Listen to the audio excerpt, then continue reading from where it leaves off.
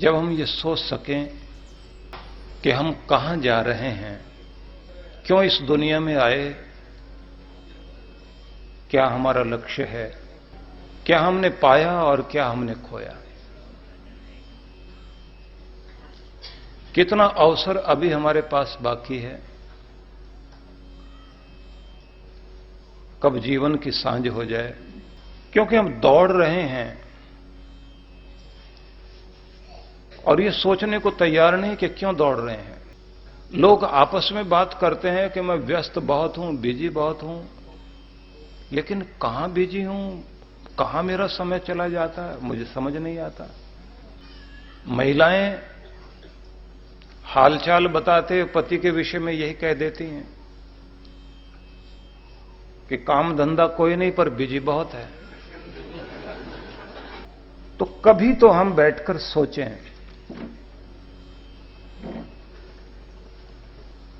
कि जीवन क्यों है, किस लिए है, कहां जा रहे हैं, कहां जाना चाहिए था,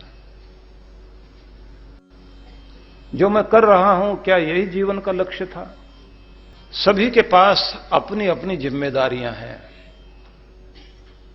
और थोड़ी बहुत नहीं, बहुत सारी जिम्मेदारियां हैं। और हर आदमी हाथ जोड़ता है भगवान से, हमेशा यही कहता है, जिम्मेदारियां घटाओ भगवान, बोझ हल्का कर दो। पर कोई भी ये नहीं देखा जो ये कह सके कि बोझ नहीं, मेरे कंधों को मजबूत कर दो, मेरा बोझ हल्का हो या ना। क्योंकि अगर कंधे मजबूत हैं तो बोझ बोझ लगता नहीं, बल्कि उसे उठाते हुए आनंद आता है। और अगर कंधे कमजोर होते चले जाएं तो जो हल्का कर दिया वो भी फिर और भारी पड़ेगा, फिर और खुद हल्के हो जाएंगे। इसलिए अपने अंदर की मजबूती को ही बढ़ाना है। आप किसी भी कॉलोनी में चले जाएं, किसी स्थान पर आपको पहुंचना हो, तो सबसे पहले आप उस कॉलोनी में घुसते ही वहां जो मैप बना हुआ होता है, जो नक्शा बना हुआ होता है, वहां जाते हैं और खड़े होते हैं। और उसके बाद आप सबसे पहले ये देखते हैं कि जाना कहां है। तो दूसरा आदमी कहता है जो दो साथ में, कि जाना कहां है वो तो याद है, लेकिन खड़े कहां है वो पहले याद करो। नक्शे में देखो कि हम कहां खड़े हैं, फिर वहां से ये देखना जाना कहां है, फिर देखना है कि रास्ता कौन सा पकड़ना है, शॉर्टकट कौन सा होगा। तो अधिकांश रूप से आप जब भी किसी कॉलोनी में अपने मुकाम को, अपनी मंजिल को ढूंढते हैं, उसमें पहुंचने की चेष्टा करते हैं, तो सबसे पहले ये ढूंढते हैं कि हम कहां खड़े हुए हैं और जाना कहां है। तो आप खुद के बारे में भी सोचिए, जाना कहां है और खड़े कहां हैं। बार बार दोहराइए, मैं कहां खड़ा हूं और मैं कहां जाना चाहता हूं। आपकी जिंदगी का एम क्या है, मंजिल क्या है, जहां आप जाना चाहते हैं। सामान्यतया जो हम लोग सोचा करते हैं तो क्या कहते हैं, एक स्वस्थ शरीर जो 80-85 साल, 90 साल, 100 साल, जितना लंबा हो जाए लेकिन ठीक ठाक रहे। अधिकांश लोग अपनी उम्र को 80 और उसके आसपास, उससे कम नहीं करते, उससे ऊपर करके 5-7 साल और ऊपर निकाल ले जाऊंगा। उसके बाद आगे कहता है आदमी, अगर शरीर ठीक ठाक रहे तो 80-85 ठीक है, और अगर शरीर आगे गड़बड़ करता हो तो भगवान वहां तक ठीक। तो आपका शरीर उतना साथ दे सके, यह भी एक आपका एम होता है। यह भी एम होता है कि जब तक यात्रा रहेगी, आर्थिक संपन्नता आपकी बनी रहे। सब लोग ये सोचते हैं, और ये भी सोचते हैं मांगना ना पड़े, ना अपनों से ना परायों से। अब तक ये हाथ ऐसे रखा है तो भगवान ऐसे ही रखना, ऐसे ना हो। अपने बेटे के आगे भी ऐसे मत कर लेना। जब बांटने की बारी आए बच्चों के सामने सबको दे देना, लेकिन इतना रखना आपका काम चल जाए और दान पुण्य भी थोड़ा बहुत कर सको, अपना परलोक भी सुधार सको। क्योंकि बच्चों को जितना दे दोगे ना उतना ही कम है, ये ध्यान रख लेना। जितना भी दे दोगे उनको उतना ही उनको कम लगने लग जाएगा, और वो तो अधिकार समझते हैं मेरा है। और फिर आप कुछ कहीं देने लग जाते हैं तो एकदम वो झगड़ा करते हैं। क्या कहते हैं, ये कोई देने की जगह है, आपको ऐसी जगह देना चाहिए, वैसी जगह देना चाहिए। वो डेफिनेशन बताते हैं आपको, मतलब नकारने के 13 बहाने। अजीब बात तो यह है, किसी की अंतिम क्रिया के लिए भी करोड़पति अरबपति बच्चों के पास ठीक ढंग से वो अंतिम क्रिया करने के लिए भी व्यवस्था नहीं करते। हां, दिखावा समाज के सामने अच्छा हो सके, पता लगे कि हम बहुत बड़े हैं, वो जरूर करता है आदमी।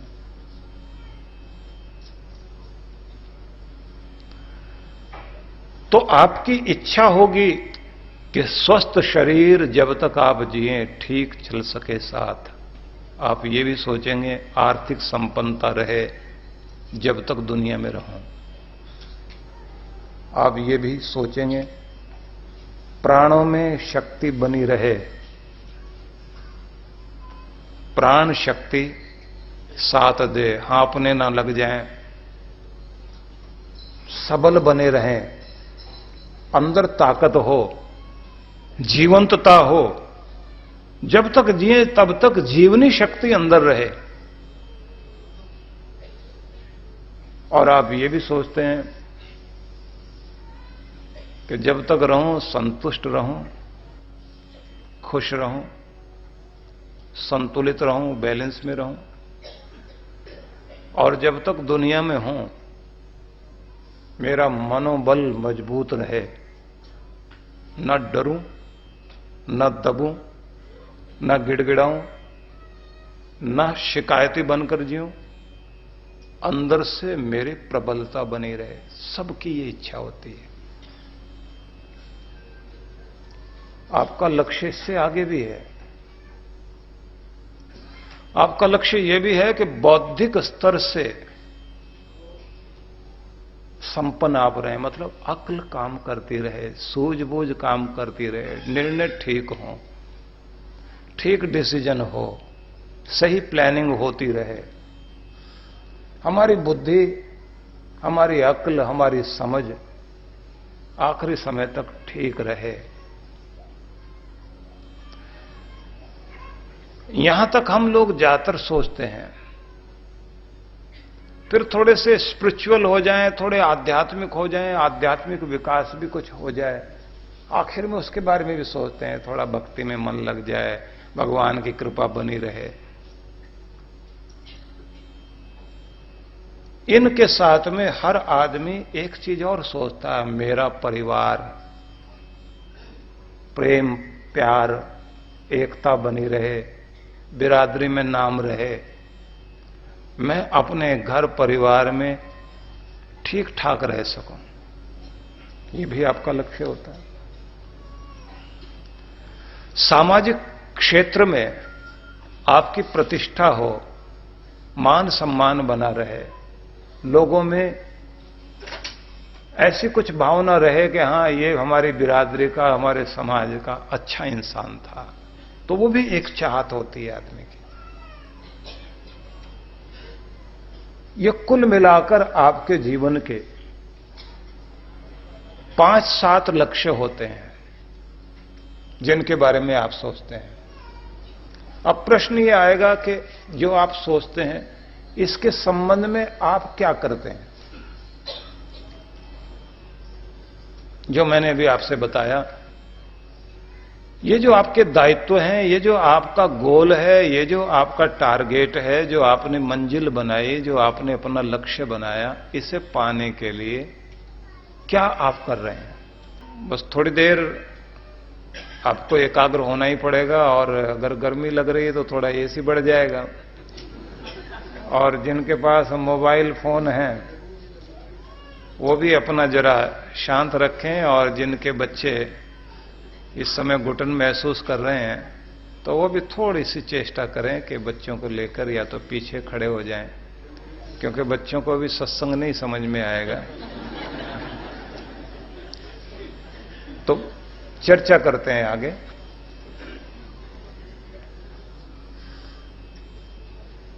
चौबीस घंटे का समय, अमेरिकन हो, अफ्रीकन हो, ऑस्ट्रेलियन हो, एशियन हो, सबके पास वही 24 घंटे हैं। गरीब और अमीर के पास भी वही है।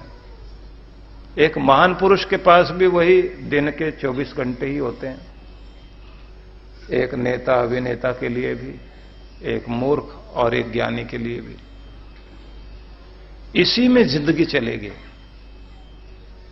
इसी का उपयोग आपने करना है। सबसे पहले तो यह विचार करना है कि आप अपने 24 घंटों को लंबा कर सकते हैं या नहीं।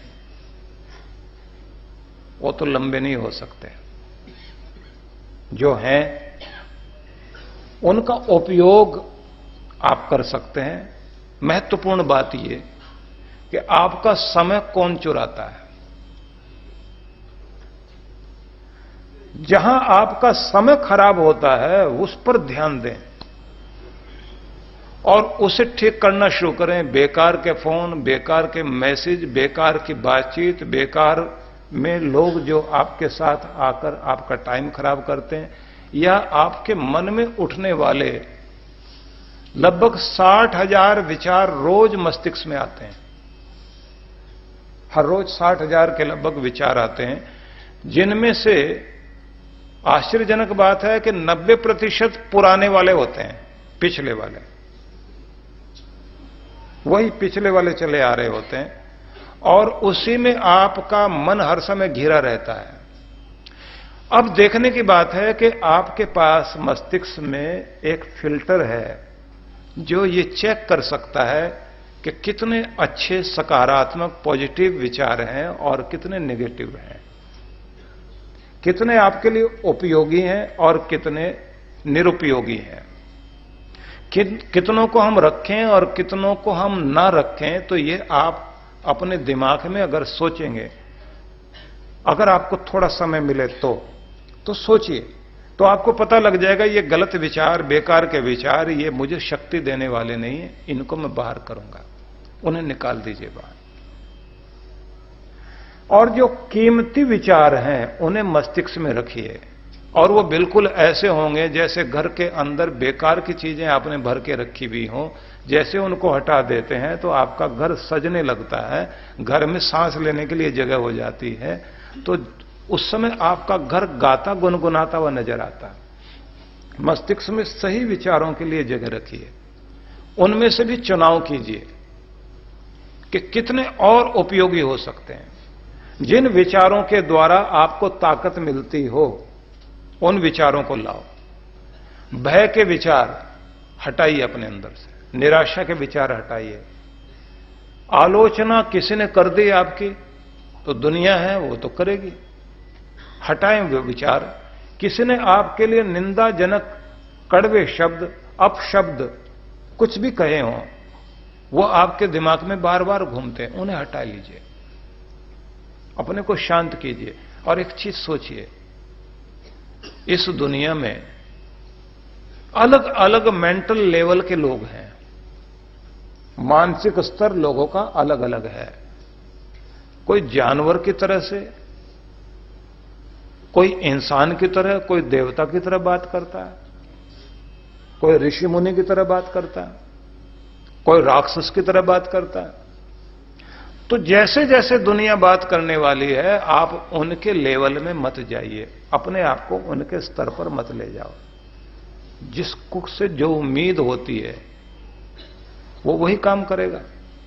अब हम जबरदस्ती उसके साथ भिड़ने लग जाएं कि कोई आदमी किस स्तर का है, कोई पागल है, कोई नशे वाला है। नशा शराब का ऐसा ही नहीं, 22 तरह के नशे हैं।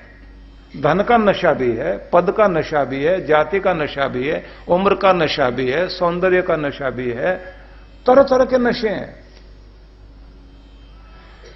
कोई भी आदमी किसी भी नशे में पागल हुआ जा रहा है और उसने आपके साथ कोई बर्ताव कर दिया, कोई नासमझ व्यक्ति है, तो आप अपने आप को उस मूर्खता में मत लाओ। शराबी आदमी कुछ आपके लिए बोल देगा तो आप क्या करेंगे? आप ये सोचेंगे बेचारा होश में नहीं। तो बहुत लोग होश में नहीं है। तो आप अपने मस्तिष्क में ये सोचें कि बहुत लोग होश में नहीं हैं। जो होश में नहीं है तो उन लोगों को क्या कहें? आगे बढ़ो, आपकी यात्रा आगे जाएगी। तो आपको समय 24 घंटे का मिला, इसे आप सुरक्षित कीजिए कीमती चीजों के लिए, निरर्थक चीजों में नहीं लगाइए।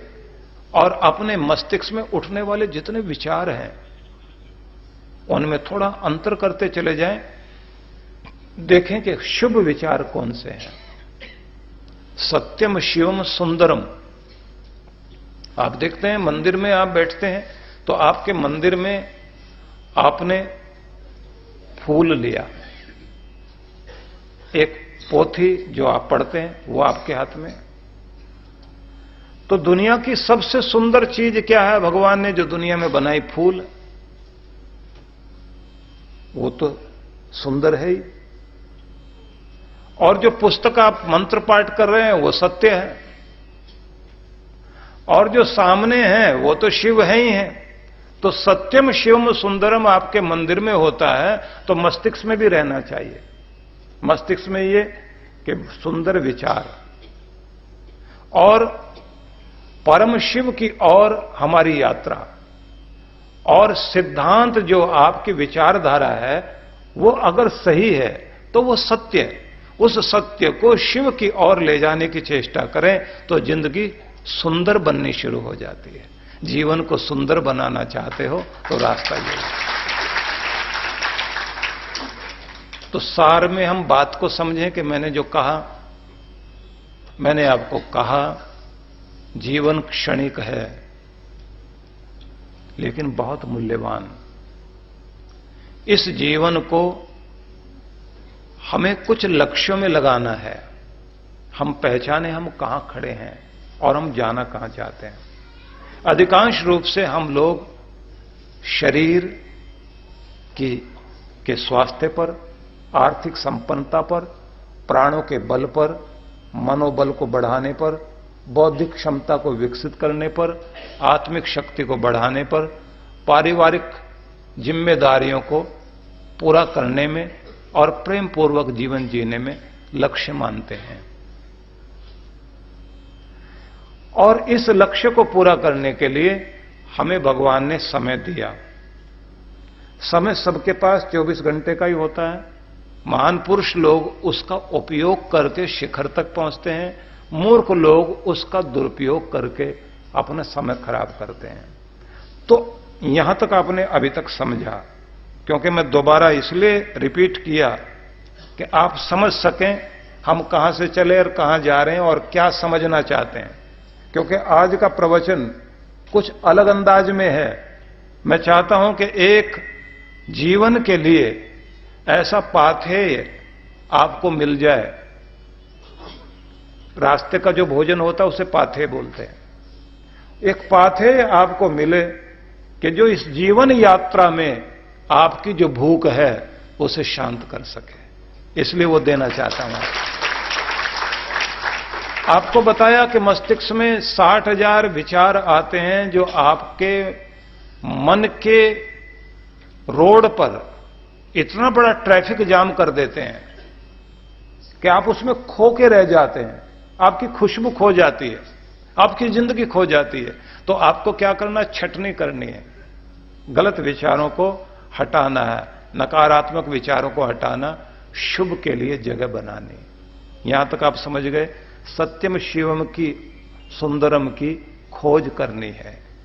बिल्कुल यहां तक आप पहुंचे हैं अब आगे चलेंगे, पूरा पूरा याद रखना, क्योंकि मैं आज बाद में आपसे पूछ लूंगा मैंने क्या बताया था। क्योंकि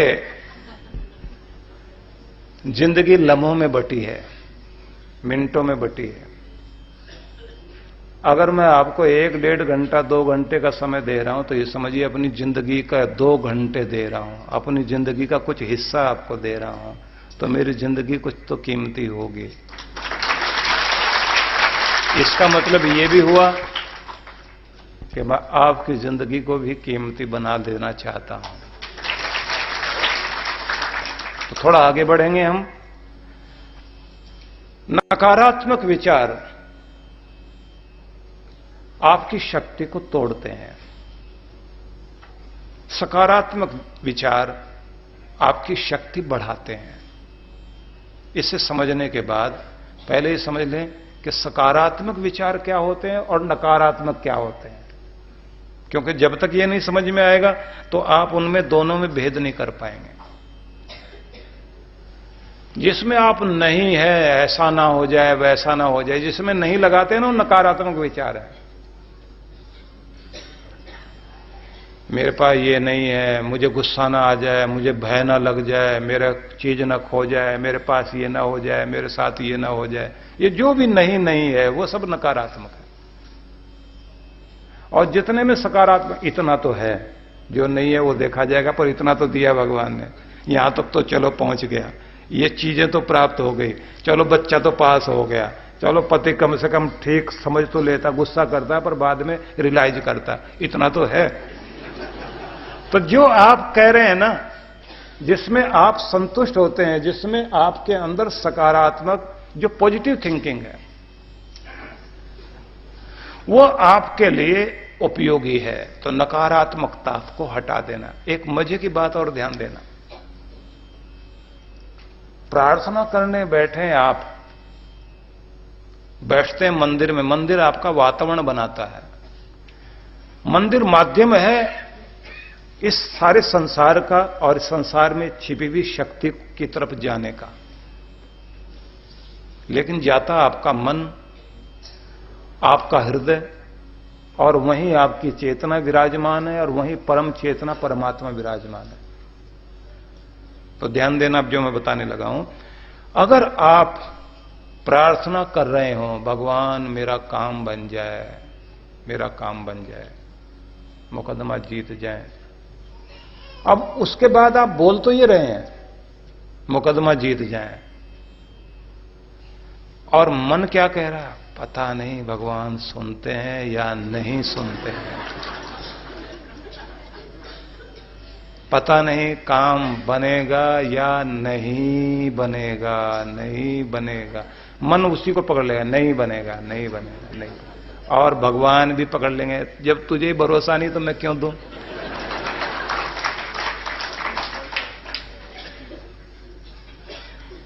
मस्तिष्क जिस चीज पर जोर दे रहा होता है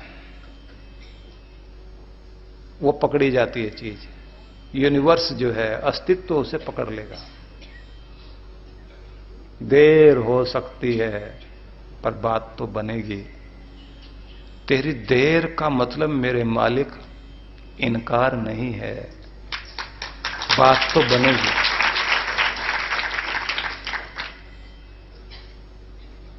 फिर आप अपने मन को समझाते हैं, प्रार्थना का बीज बो दिया, प्रोसेस में चीज चल पड़ी, वहां से चल पड़ी है, मुझ तक पहुंचने में जो समय लगेगा लगेगा, लेकिन बात तो बनने लग गई है, कृपा होगी।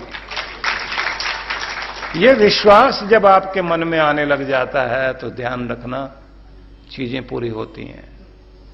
और फिर कह देना, यदि मेरा सोचना शुभ है, उचित है, तो मैं जानता हूं तो बहुत प्यार करने वाला है भगवान मुझे, काम तो बनेगा ही। और अगर मेरी सोच में कहीं गलती है तू जाने, वही देना जो शुभ है, तेरे ऊपर छोड़ता हूं। इतना भी कहते कहते मेरे लिए शुभ होगा, मेरे लिए अच्छा होगा, ये जब आप सोचेंगे तो ध्यान रखना आपको संतुष्टि आएगी। और एक बात और, अगर कोई ऐसी घटना घट गई जिससे दुख लग रहा है तो भी सोचना कुछ न कुछ हित और परमात्मा का प्यार छिपा हुआ है जो मुझे आज समझ नहीं आ रहा, कभी न कभी समझ आएगा जरूर। मेरा भरोसा कमजोर नहीं पड़ेगा, मेरा भरोसा पूरा है। ऐसा मन अपना मजबूत करें। फिर लौटिए वहीं, मैंने आपसे कहा कि सकारात्मक विचार और नकारात्मक विचार, इसकी व्याख्या करके आपको समझाया। तो जब आपके मस्तिष्क में सकारात्मक विचार बनते हैं तो वो आपकी शक्ति बनते हैं। अब थोड़ा सा आगे बढ़ते हैं। यहां तक आप पहुंच गए, पूरा ध्यान देते जाना, दिमाग को इधर उधर नहीं जाने देना, क्योंकि ये पूरी तरह से क्लास चल रही है आपकी, ये वर्कशॉप है। इसके बाद अगली बात आपको सोचनी है, सकारात्मक विचारों का पता लगा, नकारात्मक विचारों का पता लगा। अब आप अपनी शक्ति को पहचानिए। आपकी शक्ति जागृत होकर, आपकी ऊर्जा जागृत होकर सृजन में लगती है, निर्माण में लगती है। और यदि उसे निर्माण में नहीं लगाया गया तो वो विध्वंस में लगती है। या तो आप विकास करोगे या विनाश करोगे। बच्चे को कुछ बना रहा है, आप बनाने देंगे ठीक है, नहीं तो तोड़फोड़ शुरू करेगा। दोनों चीजें करेगा, और जिसमें ज्यादा एनर्जी होती है वो ये दोनों में से एक चीज करेगा। अगर आपने उसको अच्छा बनाने के लिए बना रहा है कुछ, आप उसे मोड़ते चले जाओ, सिखाते चले जाओ, समझाते चले जाओ, ये तूने अच्छा किया, इधर की तरफ जाओ, ऐसा करो और ऐसा करो, तू और कमाल करेगा, तो ऊर्जा उधर चलेगी। लोग जो ये कहते हैं कि काश जवान को होश होती और काश होश वाले को जोश होता, मतलब बूढ़े को भगवान ने होश दी पर उस बेचारे के पास कर्म करने की शक्ति नहीं है। क्योंकि भगवान जब जोश देता है तब होश नहीं देता, और जब होश देता है तब जोश नहीं देता। जब दांत होते हैं, जब दांत होते हैं तब चने नहीं, और जब चने मिलते हैं तब दांत नहीं होते। दोनों का मेल आसान बात नहीं। तो ऊर्जा आपके पास होती है, वो या तो सृजन चाहती है, नहीं उसका सृजन करने दोगे तो विध्वंस करेगी। और अगर आपने वहां से भी रोका तो मुड़ के वो खुद को तोड़ने लग जाती है। भयभीत होने लग जाएंगे, डरने लग जाएंगे, गुस्सा करने लग जाएंगे, इरिटेट होने लग जाएंगे, तो गलत तरफ जाने लग जाएगी ऊर्जा। तो क्या करें? किसी डायरेक्शन में जाने के लिए डायरेक्शन देने वाले व्यक्ति का सहारा लेना चाहिए। अब वो जो आपका गाइड है उसकी भूमिका बहुत महत्वपूर्ण है। जिनके साथ गाइड रहा वे लोग जैसे सितारे चमकते दिखाई देते हैं, ऐसे मनुष्य समाज में, पुस्तकों में, इतिहास में कहीं ना कहीं उनके चित्र दिखाई देते हैं। अब वो गाइड कौन है? भारत ने उसका नाम सद्गुरु दिया है।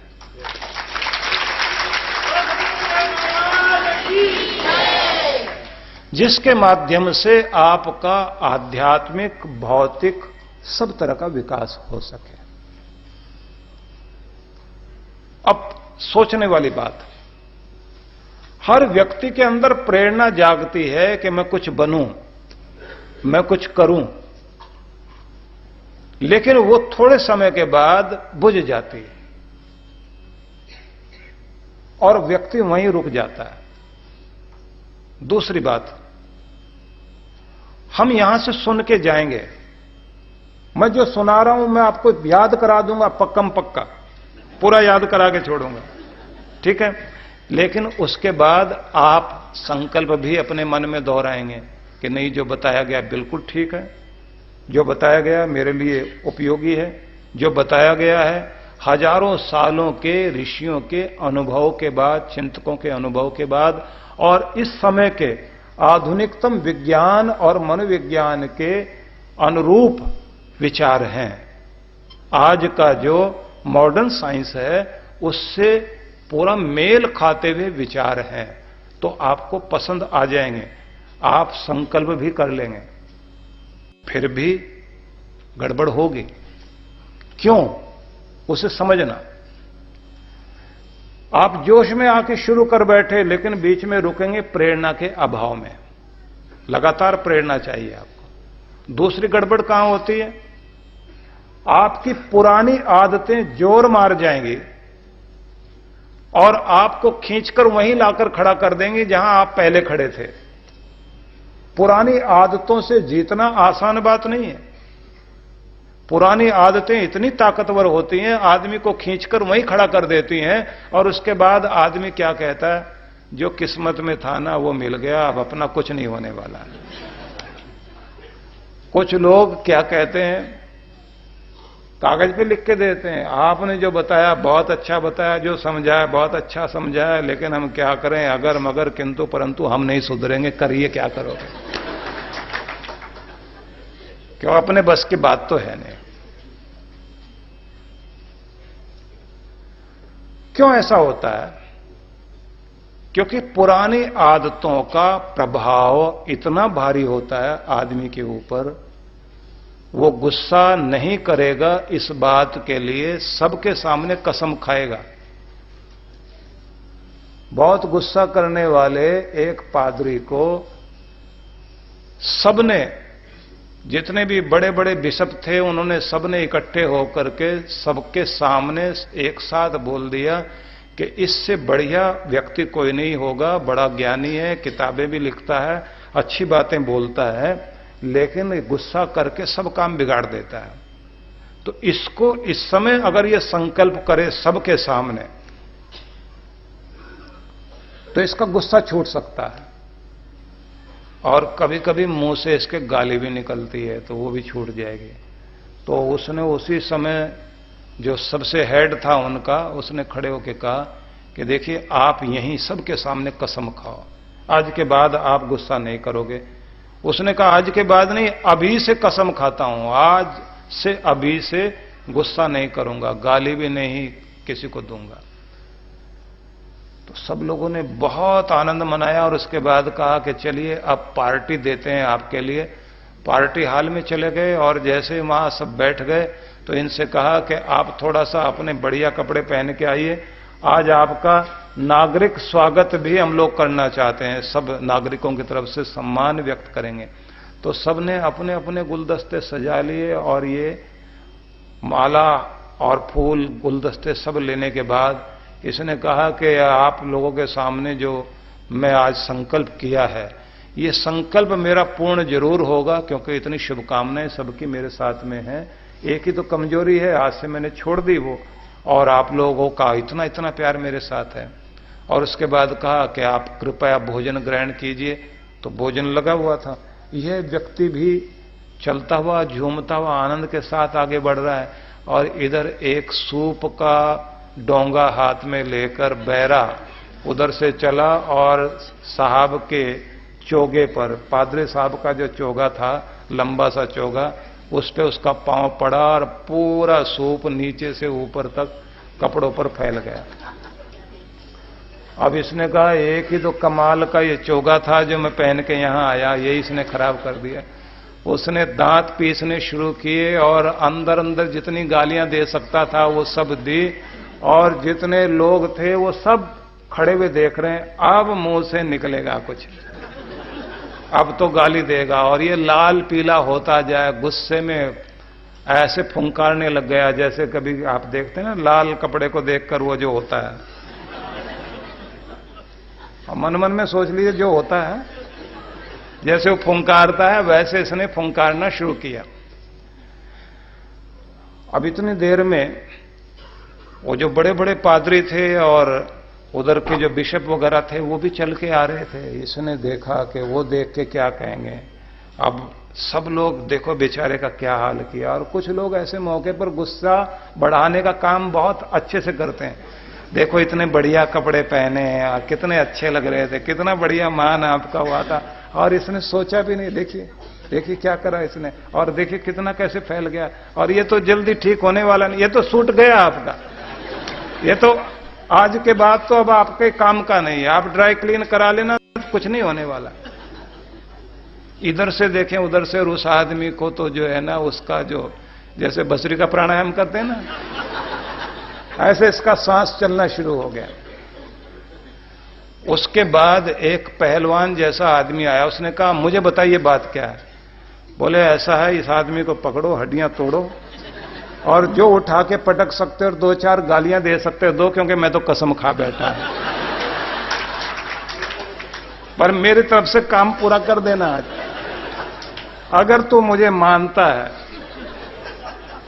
मेरे प्रति तेरे मन में कुछ भी इज्जत है, तो आज बदला चुका दे। मतलब खुद गाली नहीं दे पा रहा है, मजबूरी है, पर काम पूरा करवाना चाह रहा है। तो गुस्सा निकलना चाहता है, प्रकट होना चाहता है, प्रकट हो भी रहा है, पर थोड़ा इज्जतदार भी बने रहना चाहता है।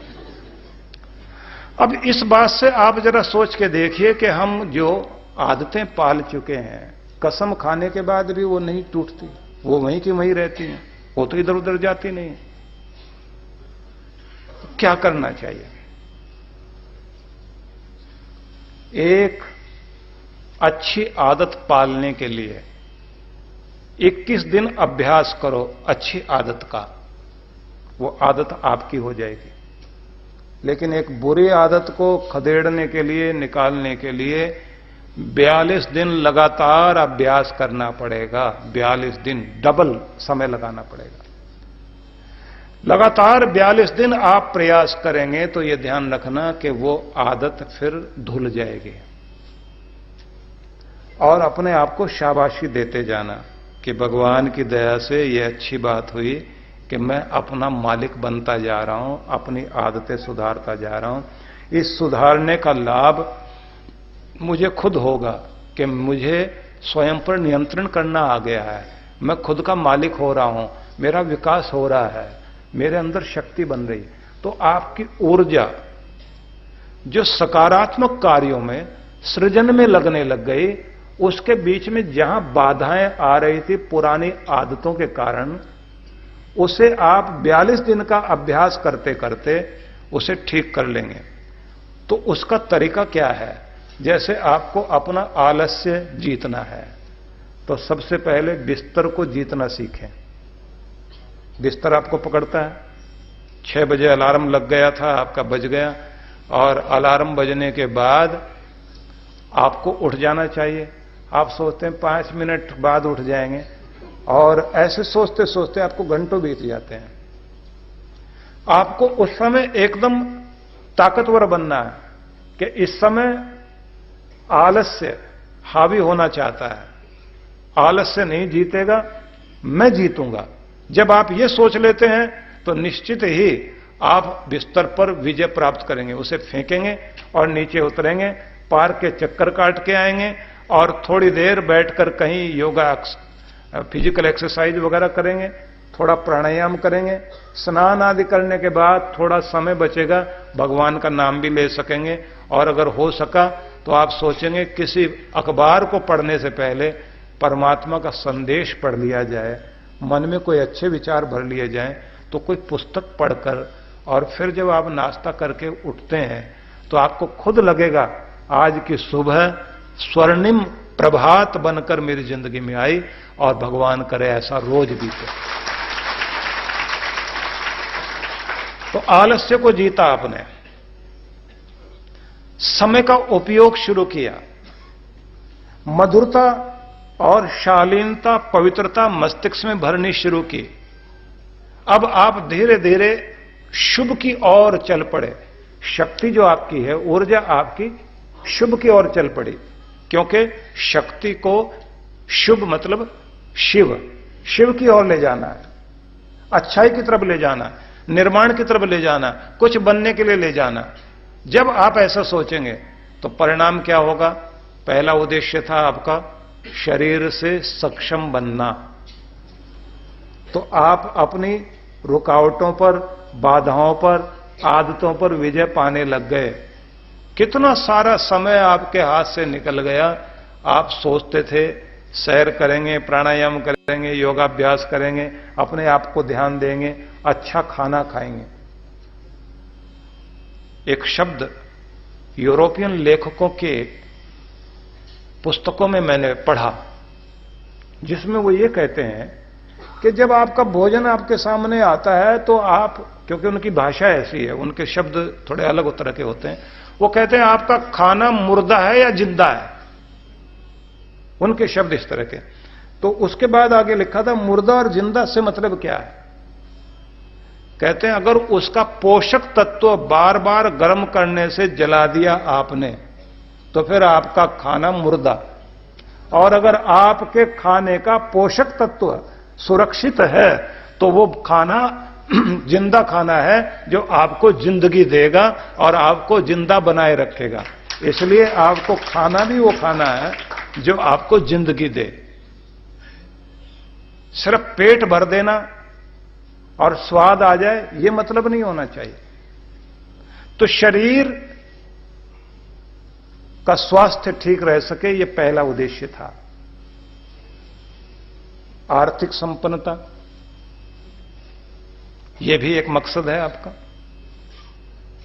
और मैं ये निवेदन करूंगा, जो भी आप कमाते हैं बचत की थोड़ी सी आदत जरूर डालनी चाहिए और सही जगह इन्वेस्ट करने की आदत होनी चाहिए, और सही समय को पहचान कर अगर आप प्रयोग करते हैं तो वो चीजें आपके लिए उपयोगी होंगी। दूसरी, क्या नेसेसरी है उसको पहले ध्यान दें। हम कंफर्ट को और लग्जरी को उसे बाद में सोचें, और हो सके तो लग्जरी के पीछे न दौड़ें। अगर लग्जरी चीजों के पीछे हम दौड़ने लग गए तो उसकी बहुत कीमत चुकानी पड़ती है। मैं यहां एक शब्द याद कराना चाहता हूं और आप उसको याद रखेंगे, हमेशा के लिए याद रखना। जो लोग जिंदगी को आसान बनाना चाहते हैं वो जिंदगी की कठिनाइयों का सामना करना सीखें तो जिंदगी आसान बनेगी। जो लोग अपनी जिंदगी को आसान बनाना चाहते हैं वो जिंदगी की कठिनाइयों का सामना करना सीखें, और जो जिंदगी के आराम के पीछे भागते हैं निश्चित रूप से उनकी जिंदगी कठिनाई में ही घिरी रह जाती है। इसलिए जोखिम का सामना करें, कठिनाइयों का सामना करें, और ऐसा भी समझें कि अगर सुबह आराम लगता हो सोने में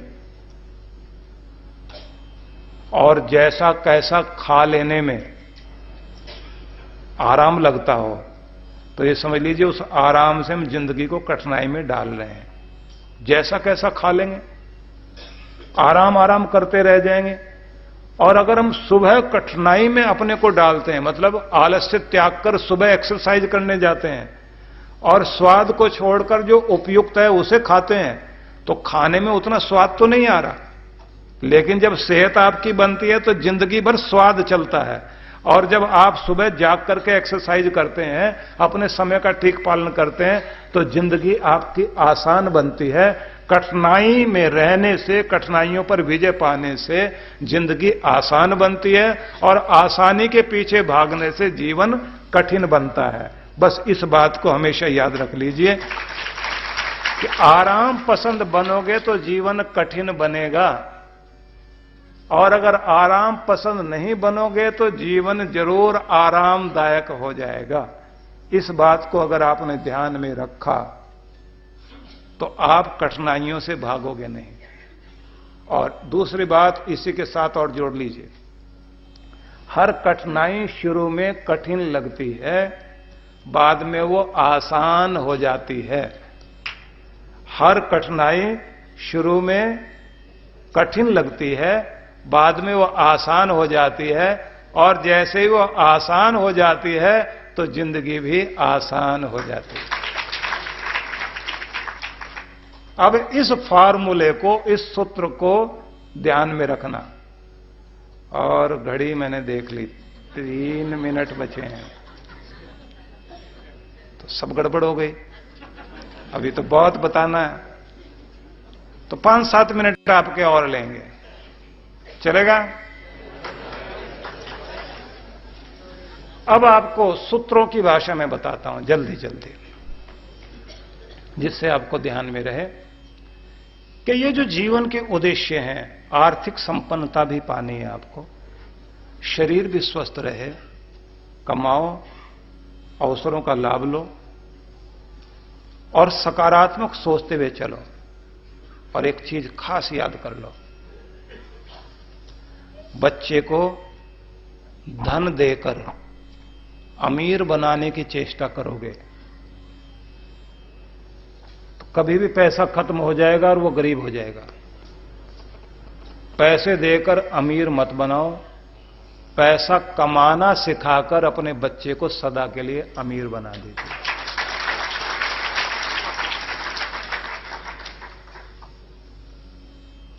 दुनिया का महान धनपति Andrews Carnegie, Rockefeller, Henry Ford, ऐसे बहुत सारे नाम, रॉथस्चाइल्ड आदि, उनकी जीवनी, उनके सब चीजों को पढ़ते हुए आपको एक वाक्य ध्यान में आएगा। एक धनपति अपने बच्चे को कह रहा था कि बेटा, तू बीच में चलते चलते, ठीक चलते चलते आखिर में फेल हो जाता है। तो क्यों फेल होता है? क्योंकि तेरे समझने में, सीखने में कहीं कोई कमी है। यहां किस्मत काम नहीं कर रही, यहां परिस्थितियां काम नहीं कर रही, बाई चांस ऐसा हो रहा है, ऐसा नहीं, 3 बार ऐसा हो चुका। इसका मतलब है तेरे सीखने में, जानने में कोई चीज कम है जो हमारी पकड़ में नहीं आ रही। पकड़ना तुम्हें ही है। तुम जब उस चीज को पकड़ लोगे तो उस दिन से तुम्हारी अमीरी शुरू हो जाएगी। और कहते हैं उसके बाद उस बच्चे ने अपने ऊपर ध्यान दिया।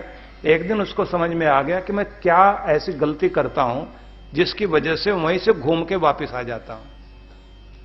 ऐसे बहुत लोग अपनी जिंदगी में गलती कर रहे होते हैं। लगातार अपने ऊपर विश्लेषण करते हुए आगे बढ़ो, कुछ न कुछ ऐसी चीजें फिर आपके पास आ जाती हैं। जैसे हेनरी फोर्ड से जब पूछा गया कि अगर आपका सारा पैसा छीन लिया जाए तो आप तो सदा के लिए गरीब हो जाओगे। उसने कहा, मुझे दोबारा उस जगह पहुंचने में सिर्फ 5 साल लगेंगे, पर मेरी टीम वही रहनी चाहिए जो मेरे साथ है, और मेरा दिमाग ठीक काम करना चाहिए। बाकी मुझे कुछ जरूरत नहीं है। जहां मैं था वहीं 5 साल के बाद फिर पहुंच जाऊंगा, क्योंकि मेरी अमीरी बैंकों में नहीं, मेरे दिमाग में है। तो इस बात को बहुत ध्यान से समझना और इसका प्रयोग करना। अगर इसका प्रयोग आप कर सकें और समझ सकें तो मेरा वायदा है कि अगर कभी वक्त ने चोट दे भी दी, आप वक्त के सिर पर पांव रखकर फिर से उठोगे और खड़े हो जाओगे, सबसे ऊपर जाओगे। अब सार में कुछ बातें और। प्राण शक्ति को बढ़ाइए, प्राणायाम के द्वारा मन को मजबूत कीजिए, एकाग्रता के द्वारा हर समय प्रसन्न रहने की आदत बनाएं, एक एक लम्हे का आनंद लेना सीखें। कल परसों कभी फिर जब खुशी आएगी तब खुश हो जाएंगे, ऐसा नहीं। आज ही अभी खुशी मनाते हुए जीवन में चलना शुरू करेंगे तो आप ठीक स्थिति में पहुंच जाओगे। नहीं तो इस दुनिया में ऐसे करोड़पति, लखपति बहुत हैं जो बहुत दुखी हैं, अमीर होने के बाद भी दुखी हैं। और ऐसे भी लाखों लोग दुनिया में हैं जो गरीब हैं लेकिन फिर भी खुशहाल हैं और खुश रहते हैं। तो मतलब क्या हुआ बात का? बात का मतलब जरूर समझ लेना। गुस्सा करना भी एक आदत, भयभीत रहना भी एक आदत, निराश रहना भी एक आदत, और खुश रहना भी एक आदत। तो खुश रहने की अगर आदत हो गई तो फिर चाहे गर्म हवाएं चलें चाहे ठंडी हवा चले, आप हमेशा खुश ही रहोगे।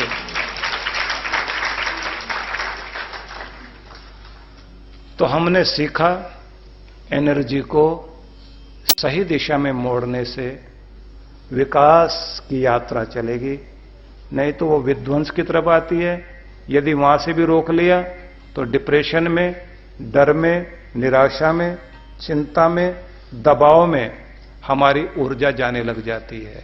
और चिंता से बढ़कर दीमक दुनिया में कोई नहीं।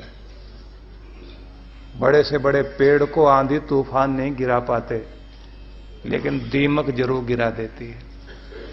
बड़े से बड़े बहादुर सेनापति को बड़े विरोध करने वाले लोगों ने भी नहीं गिराया, लेकिन अंदर लग गई चिंता तो उसे बिस्तर पर गिरा दिया, हॉस्पिटल पर जाकर मरा और दुनिया से पहचान खत्म हो गई। तो भाई अपनी चिंताओं पर कब्जा पाना सीखें। कैसे? एक सूत्र बता देता हूं। चिंता आती क्यों है? कोई डर होता है आपके अंदर, उस डर को लगातार आपके मन की स्क्रीन पर ब्रेकिंग न्यूज की तरह चिंता उसी बात को बार बार घुमाती है, इसलिए कि आप उस डर का सामना कर सकें। इसलिए चिंता आती है। और जब आप सोने लग जाते हैं उस समय चिंता को लगने लग जाता है इसने कोई इंतजाम नहीं किया या आके लेट गए यहां, तो उसके बाद तो फिर उसने इतना जोर जोर से घुमाती है उसको। आखिर में आप क्या करते हैं? उठ के टहलने लग जाते हैं। चिंता फिर कहती है अब थोड़ा टहलने तो लगा है, उसके बाद फिर आके लेटेगा, फिर वो चक्की चलाना शुरू कर देगी। तो क्या करो? चिंता ये कहती है मीटिंग करो, मेरे साथ मीटिंग करो, इस समस्या पर सोचो। कैसे सोचना? अपने साथ मीटिंग कीजिए, कागज पर लिखिए मेरी चिंता ये है, मेरा डर ये है। फिर आप अपने से पूछिए इसको ठीक करने के उपाय क्या क्या हो सकते हैं, तुम्हारी अकल क्या कहती है, वो लिखो। उसके बाद आप सोचो कि अगर इससे भी बात नहीं बने तो क्या करना, कि एक्सपर्ट की सलाह लेनी है, उसको लिख दीजिए। उसके बाद मुझे सहारा देने वाले कौन कौन लोग हैं उनके नाम लिख दो कि मैं उनके पास जाऊंगा, उनसे बात कर लूंगा। उसके बाद इतनी बार मेरे साथ चिंता आई, परेशानियां आई, ऊपर वाले ने कोई ना कोई रास्ता बनाया है, तो मुझे भरोसा है मेरा मालिक मुझ पर कृपा करेगा, उसे भी साथ में लिख दो। और फिर साथ में ये भी मैं श्रद्धा वाला हूं, गुरु वाला हूं, मेरे गुरु की कृपा भी और मेरे पितरों का आशीर्वाद भी मुझे फलेगा जरूर, उसे भी ध्यान करो। फिर उसके बाद में कानों को हाथ लगा के आप कह दीजिए प्रभु जो भी मुझसे गलतियां हुई उन्हें क्षमा करना और मैं अपनी जिंदगी को बेहतर बनाने की कोशिश करूंगा, आशीर्वाद दो। ऐसे कहकर प्रार्थना कर दीजिए, कागज पे लिख लीजिए। और उसको के बाद आप कहिए कि अब दिमाग को खाली करना मैंने, दूसरी मीटिंग में तब करूंगा अपने साथ जब ये जो उपाय लिखे इन पर प्रयोग कर लूं, बातचीत कर लूं, सोच लूं, जाके किसी से मिल लूं। उसके बाद में इस सब के बारे में दोबारा फिर मीटिंग करेंगे हम 2 घंटे बाद, 4 घंटे बाद, 6 घंटे बाद, कि मैं इस बारे में फिर से सोचूंगा। लेकिन अभी नहीं सोचना, अब मैंने दिमाग खाली करना है, क्योंकि बाद में ठीक हो जाएगा सब, मुझे भरोसा है ठीक हो ही जाएगा। ऐसे कहकर प्रार्थना करके आप सोने चले जाइए या सवेरे सवेरे लिख करके दिमाग खाली कर लीजिए और काम पे लग जाइए। अगर आप खुद के साथ मीटिंग करेंगे और दिमाग को खाली रखेंगे तो ध्यान रखना ये चिंता जो है वो आपको दीमक बन के जो निगलने लग रही थी वो निगलेगी नहीं, बल्कि आप चिंता को चिंतन में बदलकर मीटिंग करके उसका उपयोग कर लेंगे। हां, एक बात और, कोई चिंता आप कर रहे हैं कि 1 लाख का या 50,000 का या 5,000 का नुकसान होने वाला है, फिर आप अपनी कीमत लगाना कि मेरी खुद की कीमत कितनी है, तो आप कहोगे मैं लगभग 5 करोड़ का तो होऊंगा ही। तो फिर आप अपने बारे में सोचना कि अगर 1 लाख रुपए के लिए 5 करोड़ वाले को जलाना है तो ये तो मूर्खता होगी ना। जो होगा देखा जाएगा, भगवान भरोसे। तो ये आखिरी ब्रह्मास्त्र है, ऐसे बोल के और ध्यान हटा लो।